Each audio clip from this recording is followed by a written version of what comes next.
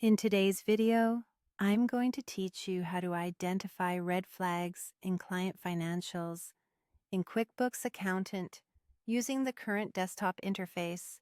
We'll start right from the accountant dashboard so you can quickly spot issues before they become problems.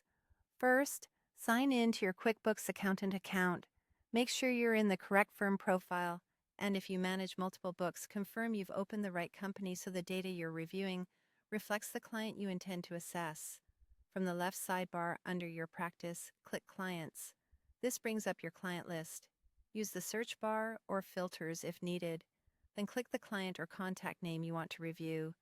This opens up that client's workspace so you can move directly into a high-level financial health check.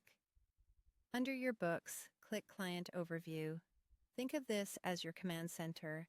It consolidates key areas where red flags typically appear, and it's designed to help you prioritize what needs attention first. Now, scan for alerts, unusual balances, or notifications. Focus on the sections labeled Banking, Payroll Alerts, Prep for Taxes, and Tax Returns.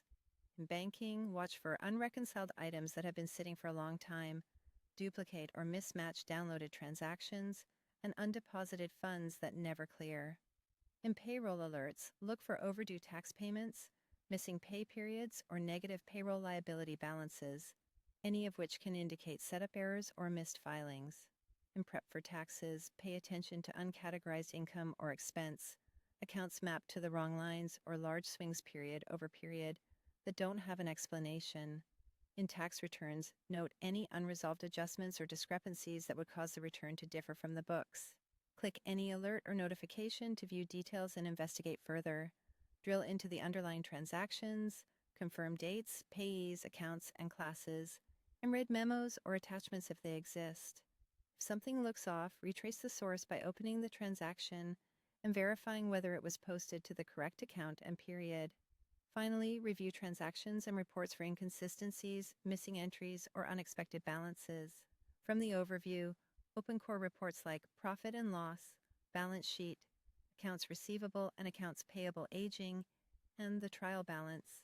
Red flags include negative AR or AP inventory or equity accounts that behave abnormally, suspense or uncategorized accounts carrying large balances, payroll liabilities that don't zero out, and sales tax payable that doesn't reconcile with filings.